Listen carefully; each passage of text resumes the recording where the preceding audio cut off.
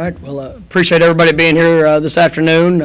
Obviously, a lot of excitement about the kickoff of the 2018 football season. We've had a great camp.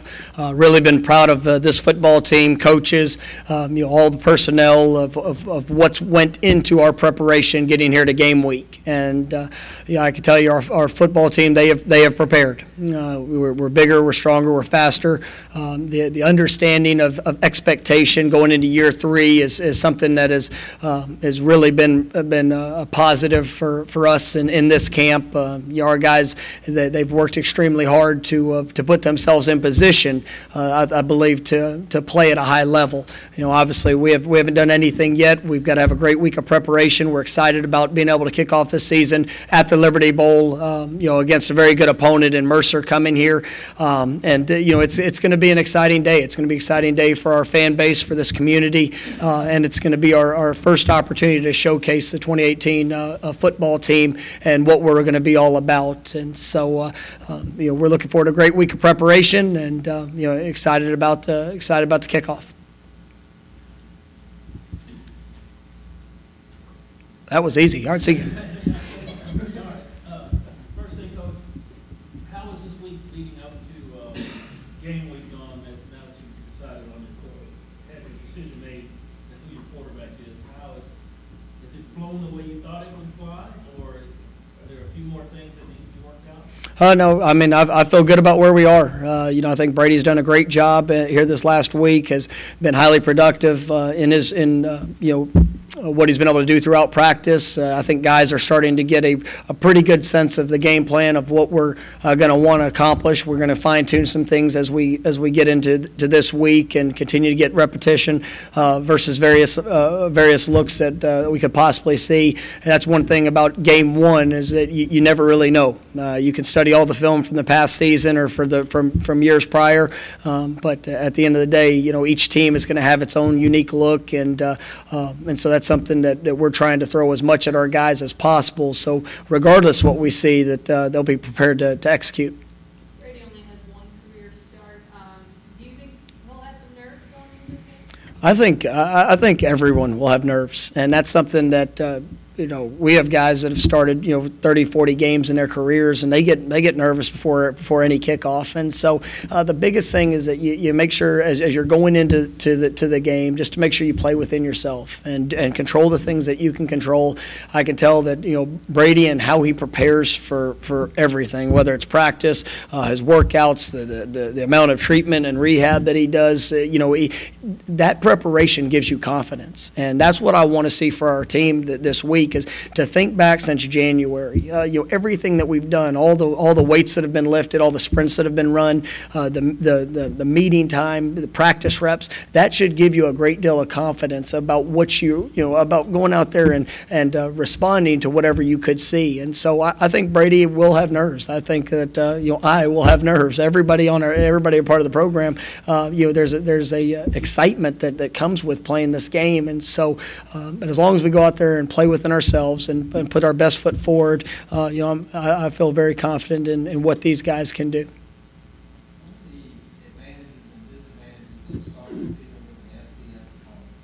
You say that one more time. What are the advantages and disadvantages of starting the season against an FCS opponent? I mean, to be honest, I don't really get too carried away about what division or conference teams are in. I look at every opponent the same. I turn on the film. I try to evaluate the players, evaluate the schemes, and then try to put ourselves in the best position to be successful. I can tell you that the Mercer team that's coming in is one that is a team that is on the rise. You could see that it's been a young football team. It's a program that just kind of restarted a few years back. Coach Lamb does an incredible job. You can see that the determination and the culture that has been established there is one that, they play relentless. That you look at this last season, they went through some growing pains. They had four games that came down to a less than a touchdown determining the outcome that they came up a little short on. But like you turn on the Auburn game last year, it's 17-10 with 4 minutes left in the game, and they're right there with them.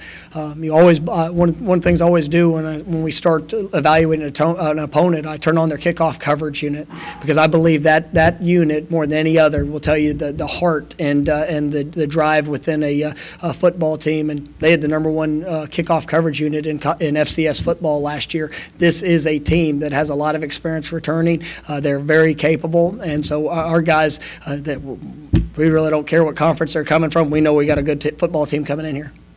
Tyrez is listed as starting safety ahead of Terry. What did you like about him in the preseason camp? Tyrez has really grown, at a high level in how he communicates. I think, last year he was coming off of really a shoulder injury that, kind of, I think at times might have, helped him or assisted him in playing a little bit more cautious than what I think he wanted to.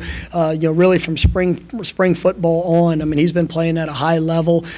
Josh was banged up a little bit here in camp, and missed a few days, and so Tyrez has really maximized the opportunity. And you look at our defensive depth chart, and there's guys that you have to put starters and guys are in that first role, but I look at being able to have a 3 to 4 man rotation at safety. I basically view us having 4 starting inside linebackers with Curtis, Tim Hart, JJ and Keith. That defensive front, we're gonna be able to roll a good number of guys on up front, being able to keep guys fresh and throughout a game, and that's something that you're hopeful for as a coach. I do believe our depth is as good as it's ever been, but it's also good that guys have elevated their level of game to where I believe they can help us come Saturday. Looking at Mercer, how tough is it to prepare for that first game of the season without any game tape to go off of from this year?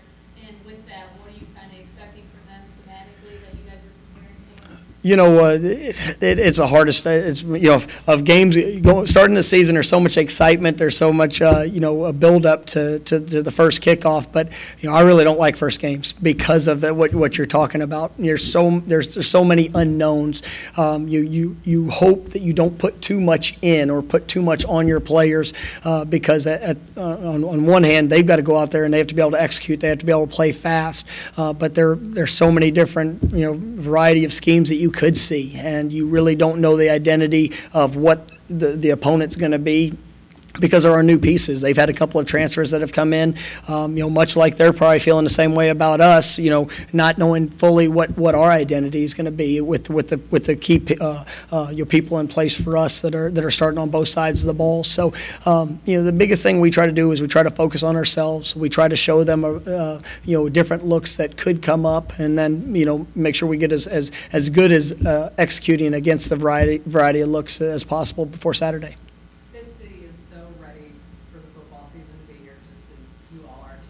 Does it feel any different this year than your first year and your second year in terms of the overall buzz going on? I think that the excitement around the University of Memphis, Tiger football specifically, is at an all-time high, and we take it's very humbling for us to go out there on Fan Fest and see between 800 and 1,000 people in 100-degree weather sitting around a practice field. That was incredible. You go up to Jackson, and when we had a scrimmage there that was opened, and just a number of people that are there to support what this team is all about. It's a wonderful compliment, and I think everybody's ready for football season to begin. Everybody's ready to get in the Liberty Bowl. We need a big crowd here on Saturday. This is a celebration. It is a celebration of Memphis come Saturday at 6 o'clock, and we understand that we represent not only this university, we represent this city, and our guys are excited to be able to run out of that tunnel and to show what this football team's going to be. Coach, you talked about their kickoff coverage really good. And then there's the new rule now in college football, fair catch. So what are they going to do with Tony Pollard and your kick return team? Playing a team like this, it's really, really good, and then you got that rule. You don't know, go do what you do? Well, we've practiced a lot in this fall camp for all different possibilities in scheme. We practiced against sky kicks, squib kicks, deep kicks. You have to prepare every time you take the field that you're going to get an opportunity, and that's all 11 guys that are on that kickoff return unit. we do realize that there are times that it's going to be smart to fair catch. We realize there's going to be times that we're going to be aggressive in trying to get a return because of the personnel that we have. But at the end of the day, it's no different than offense and defense. So, we won't know until kickoff and exactly the plan that they have in place. But I can tell you that I'm pretty sure that they're going to be confident in their scheme and the young men that they have because they've been dang good at doing it.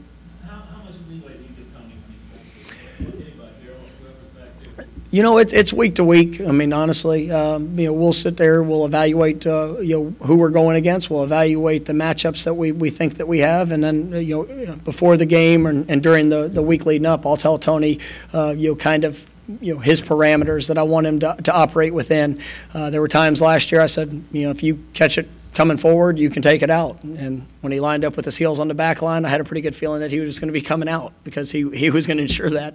But on the flip side of it, we're going to look at we're going to be smart, and that's probably the thing that I respect about Tony Pollard as much as anything is that everybody wants the ball in their hand, everybody wants the opportunity to make the play, but he also realizes there's certain kicks, there's certain placements that it's best for the team just to take what they are giving us and put the ball at the 25, and Tony's done a remarkable job his last few years doing that. With Joey and now Sean mixed with both tight ends, how's that going to help the offense this year? Having both guys you can rely on? That's something that it really we've grown the last few years being able to do that. Our first year we had Daniel Montiel and Joey, and then last year Joey and Sean. I think you saw as Sean developed later in the season, really kind of being sparked by that Houston game where he really showed up at a high level. It gives us so much versatility being able to play two tight ends. One, they can both be in the game at the same time, but also on the flip side of it, keeping those guys fresh throughout. I mean, that position is one of the hardest positions to play, just in the sense there's so many things that are involved with your skill set, and I think Joey and Sean are two exceptional athletes. They've done a wonderful job with their blocking and what they do to help our offense go, and I'm excited about having those playmakers. And also Sam is listed here as well. What have you said about his growth, just being back, coming back after those two injuries, just his determination, his perseverance, just to get back to this point? Well, I mean, it's been a battle for Sam, and we knew that this was going to be a process that we were going to have to make sure we managed him throughout it. And it's been something even in fall camp we've had to hold him at times and kind of bring him along at his pace. I told him that our goal was to have him ready to go by September 1st, and we're gonna continue to try to get that done. And Sam has put in so much work, so much time in his rehabilitation, in the work in getting his body conditioned, making sure that he has a full understanding of the offense and what we're going to ask him to do. And I'm really proud of that young man. Now, what that's going to lead up to Saturday, we'll see as the week progresses. But we're definitely glad that he's here and a part of what we're doing. I don't want to get into specifics, but how different will this offense look with Brady as the quarterback compared to Riley? What changes? I mean, I think it's not just one player. I think that any good offensive coach or any coach in general is going to build a scheme around its playmakers, and I think there will be some differences in what we do, but I also think there'll be a lot of similarities. On the same hand, we're going to try to work around all the personnel. Obviously it's got to go through the quarterback, his understanding and being able to distribute the ball, whether it's in the run game or pass game. But I think Brady and the quarterbacks that we have give us a lot of versatility in how we want to attack, because they're all very intelligent. They are playmakers. They can extend plays with their feet, as well as stretching the field with their arms. So it's going to be fun for me to watch. I mean, we have a plan going in game one. I can tell you that we had a plan going in game 1 2 seasons ago when Riley was just taking his first snap, and we were able to evolve as an offense to fit him as he got that experience. And I see the same for this offense this year. Sales scout coach, what would you say is the strength of your offense? Is it the running game? Is it your lineouts? Is it your offensive line? I say that I'm I'm excited about our core, and you know, I think we have exceptional wideouts. I think that our you know, the running backs are you know, dynamic in every way, but you know, the core of our offense, you know, the guys up front, I mean, you can see a different mindset. You can see that should be an area of strength for us. You know, we have 4 returning starters. You know, Dylan Parham, you know, he's going to be, you know, making his first start at left guard, and you know, he might be one of the players that I'm most excited to see, you know, run out of that tunnel and play in his first game, because what he's been able to do through spring ball and you know, this fall camp is exceptional. And when you tie those guys with the tight ends that we have, you know, just the overall mindset of that physical nature, I think the core of our offense can really make us go, and then give opportunities for the one-on-one matchups outside for the running backs, tight ends, and receivers when we get the opportunity to do that. Coach, do you have any pregame rituals? There's a lot of pregame rituals. Yes. No, I mean, everything you know, building towards the game has a purpose, and you know, from every pregame meeting to how we walk on the field to what we do in the pregame period, we try to have structure with that. I mean, kind of personal for you, like you going inside of the room and close your eyes for like 5 seconds to come back out. Depends what game we're playing. Depends how I'm feeling. Sometimes I run to the bathroom, get sick. I mean, no, it's all. No, it's. I don't. I mean, I always like listening to a little bit of music from time to time, but you know, it's just make sure I'm clearing my mind and putting this team in the best position to be successful.